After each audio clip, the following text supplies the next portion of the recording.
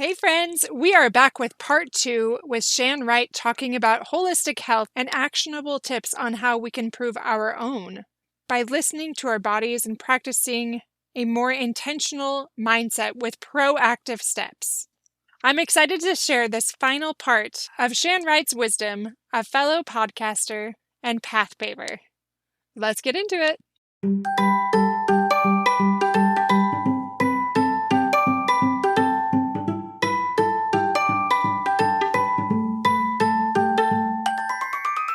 Hey parents, welcome to Fulfillment Therapy. Do you want to raise your kids better and have a stronger marriage? Are you up late at night researching marriage and parenting tools and self-care tips?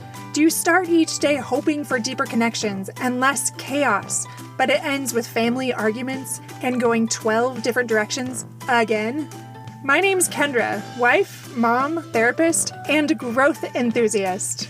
It wasn't until I discovered how to fulfill my unmet needs that I was finally able to show up as my best self as a spouse and parent. I realized that by meeting my needs, I could more fully meet the needs of my family with more energy and less resentment. In this podcast, I teach parents skills like boundary setting, prioritizing personal needs, communication, and claiming ownership. Just like my clients, you'll be shocked by the improvement in your marriage, parenting, and personal life when you focus on fulfilling your important unmet needs. Ready to prioritize yourself so you can quit mentally throat punching people? Then grab those earbuds and head outside, and let's walk and talk.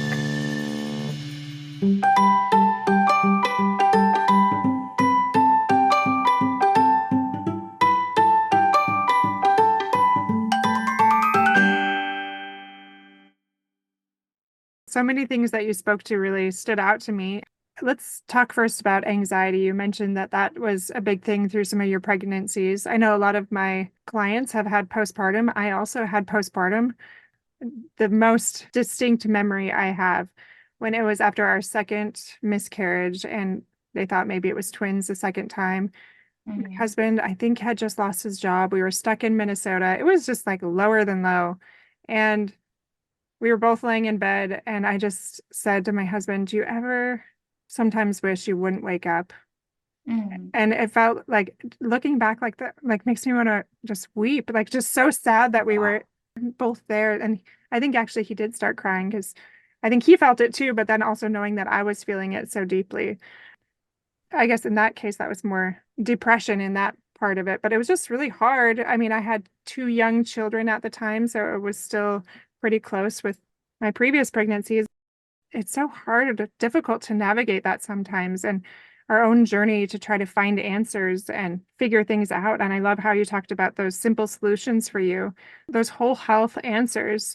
And it reminds me of a podcast episode I did called The Law of Entropy. And people didn't really seem to want to listen to that one as much because I labeled it the law of physics. Like, of course, nobody wants to really learn about that.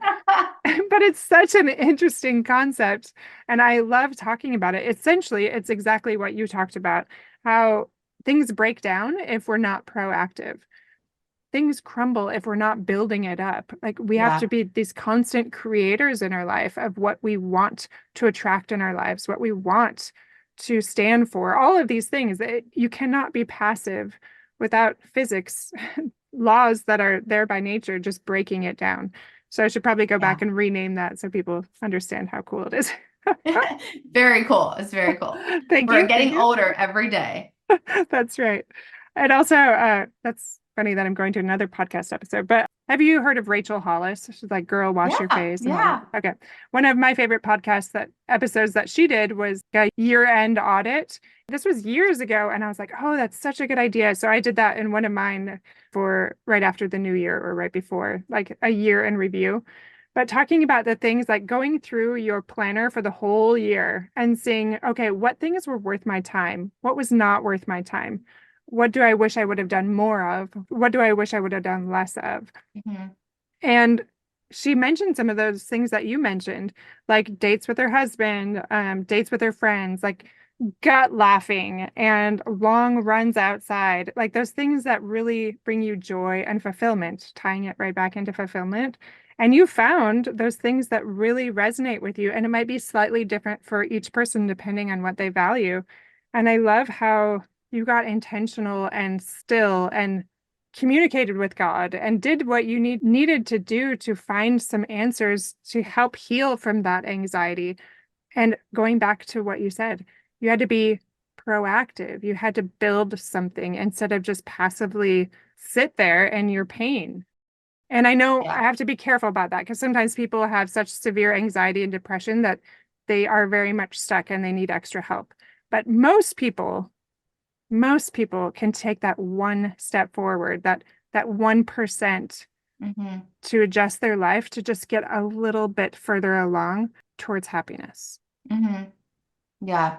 With my fourth pregnancy, because I had anxiety the entire pregnancy, I actually did get on a medication. It was a hard decision for me being all into natural wellness, but it was just right before, like probably the month before, I told my doctor, I don't do well with postpartum. I think we might need something. And, we had a moment, we were crying, and it was like, yeah, you probably should. So we did not know COVID was coming, and also didn't know all that would go down with my family and my sister. Right. And so I just kind of looked at that as like God's provision. So that season, it could have been so paralyzing. If you think back to that Right. season, it was the loneliest time of our nation. Like everyone was probably lonely. And I had a brand new newborn, three others, a 2-year-old. So those four things that God gave me, I couldn't really do those four things. I couldn't go on dates with my husband. Actually saw him a lot. And it was like, we don't even need dates right now. I couldn't see my girlfriends, which was heartbreaking. I remember like we did like a van drive by and it made me cry. I was like, this is awful. Yeah. It was like those first 2 months when everything was like, everyone was a little scared. And I couldn't really move my body as I wanted to, like break a sweat. And actually, I did join a gym in June. So this all was March. He was born beginning of March. And then June, I joined a gym, and oh my gosh, it was like I call it my saving grace of 2020. So Yeah. there's that. And then obviously I could have time with God, but I was so much in a state of anxiety. I can't sit down and read the Bible. I can't like focus on like that was hard. And so I hear Right. that sometimes from others, like, I can't sit down and read right now. Like, you feel too anxious to like, you're like this shaking inside. Like, there's no way you can sit down and read. So, what I did, and this is science and I love it, is that gratitude and anxiety cannot exist in your brain at the same time. Mhm. So, I literally worshiped my way through the day. And at the time, the song The Blessing was out, and it talks about peace over your family and blessing over your family. And I just literally sang it on repeat. And, knowing that fact, knowing that they could not actually, I probably didn't even know that fact till afterwards. Because I didn't know that was a scientific study until the song Gratitude came out. So anyway, I don't even think I knew. I think it was just like my way to cope that God gave me, like, here's your one way now. You had the four before. This is how you went through your third postpartum and made it through. But that's not going to work right now. Right now, this one thing. This is all you are to do. And this is what I did. So tell me what that means for listeners, because sometimes vocabulary is a big thing. So when you said through worship and through the song, did you just talk about like in your mind, like was it this continual prayer of things you're grateful for, or like what specifically did that look like? Yeah, that's actually a very good question, because back to science, we have thoughts in our head. Repeated thoughts are beliefs. And you can't change your belief. You can't change your repeated thought by thinking something new. You actually have to speak it, because you can't just tell your brain, hey, brain, think a new thought. And especially if you're in anxiety or overthinking mode, you're stuck on that repeated negative feedback. You can't break through that barrier. That is like, hey, brain, think this good, positive thought right now. Well, no. So, and you can read it. You can like, okay, I'm going to take my eyes and attention to this sentence or this picture on my wall, and I'm going to read it. So then my brain's thinking something else. Yes, that is possible. But if you speak it out loud, your words are powerful. Your words bring life and death. So you actually can change your thoughts and your beliefs essentially from speaking out loud. So when I say I worshiped my way through it, I did not just think some gratitude thoughts in my head. I actually sang out loud. So that's also a thing. Like I could have spoke something out loud and prayed something out loud, but music is also super powerful. And when you're in a state of anxiety again, or even just mental turmoil, to have that musical rhythm and to have something else going on that you can just tune into. It's not words that you're coming up with. You're not having to think, okay, what am I grateful for right now? There's got to be something.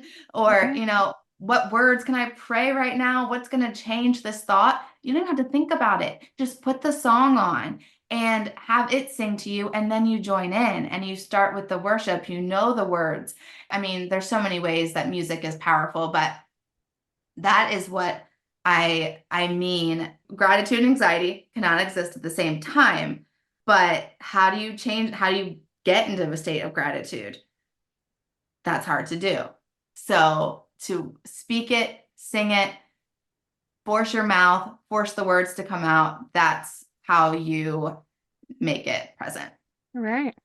First of all, thank you for that clarification because I wasn't quite sure. Like we all Christianity, different beliefs, we all have different ways of saying what we do. And so culturally, like I wasn't quite sure what you're saying, what you meant, but I love that how you sang or you vocalized things that resonated with you, almost like these affirmations, these beliefs, these hopes, what you wanted to draw more of into your life.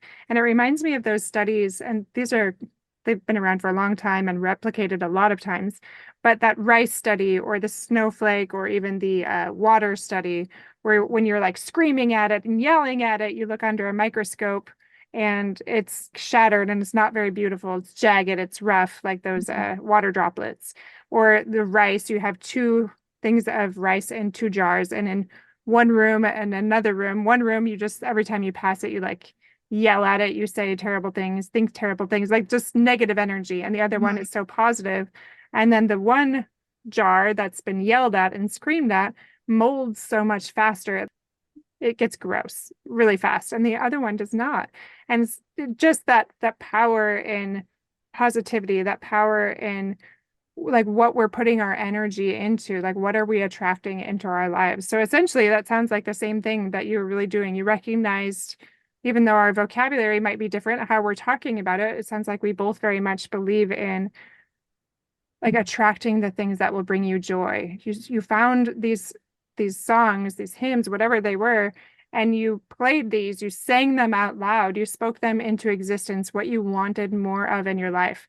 And we also know music affects our entire bodies. So like if you're playing heavy metal and just really angry music, that affects us. Like they used to say, if you're angry, just punch a pillow, just scream, all these things. Well, they actually found recent evidence suggesting otherwise.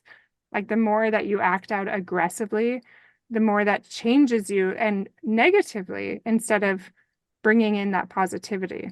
That's a very interesting. I love how you spoke to that. Thank you for sharing that, by the way. Yeah, I'm actually going to do that rice study. I just saw reminded of it this weekend, actually. I was at a conference and I was like, oh my gosh, I'm going to do this. I'm going to be doing an episode on words, probably several of them. Mhm. And I'm like, I want to just, try the study out for myself. It seems like an easy one, an easy Yeah, scientific study that I can actually do at home. I'm going to try it. that's not a bad idea. I'm kind of surprised that I haven't. I just take people's word for it and I let them do the studies. But I think Yeah. my kids would really enjoy like screaming at this jar of rice in one room and like lovingly talking to it or taking it on walks. I can totally see them going all out, like dressing it up, the little jar and everything. Yes. It'd be so fun. Yeah, that's not a bad idea. I love that. Well, thank you, Shan, so much for being on the show with us today. Just to kind of wrap up what you said, it just sounds like you, and I didn't even speak to this, your anxiety with postpartum, but then also that turmoil that, and you didn't go into many details, but losing your sister. And I mentioned before, I've lost my brother, and knowing how challenging that can be at any stage when you lose a loved one, how heavy and depressing and how up and down that can be for so long, especially, did you say that was during COVID or about? It Yeah, was. but Yeah. twofold for sure, how Yeah. heavy and hard that must have been. So navigating all of these things and through all of that, finding your purpose and finding a way to navigate those things with those simple solutions, and then using your background as a nurse, all of those things to help others. That's very powerful. And I'm so grateful that you're able to find your way through that and also help others in the process with your podcast, with other things. But with that, where can we find you? Tell us all your things. I do have my podcast, Holistic Moms, and I'm present on Instagram. So you can find me at the Shan Wright, right with the W. And I do have a Facebook group. It's called Holistic Health Hacks for Moms, and just encourage each other about how to live holistically when life can be so dang overwhelming. So that can be found at bit.ly/holistic hacks. And you can join us there and come chat. I love that you remember yours because mine is also like a bit.ly thing and I never remember it. So I'm like, it's just in the show notes. I don't know what it is. Yeah. Awesome. Well, thank you again so much. It's been a pleasure to get to know you and to feel of that light in person, not just the picture, but I can't wait for, like I said, guests to see your picture because it just draws the eye. I'm like, oh, I've got to know that girl. So thank you for letting me get to know you a little bit more. Awesome. That's so sweet. Thank you. Of course. Will you take care? Thanks for having me. I hope you enjoyed Shan Wright as much as I did and recognize the light and joy she is. Check out all of her information in the show notes and find me in all the places also in the show notes. If you're ready for more accountability and professional help from a life coach standpoint, that's more solution focused and directive, sign up on fulfillmenttherapy.org for one-on-one strategic coaching sessions that will yield exponential results. All the best, my friends.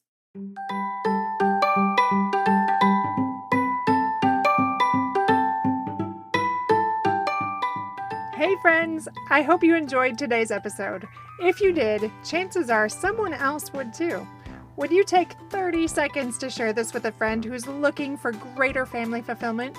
And while you're sharing, tell me what you think about the show by leaving a review on Apple Podcasts. It refuels me when I hear this podcast is helping you. No matter what your house or your hair looks like, I'll meet you back here every Monday and Thursday morning for more episodes. Until then.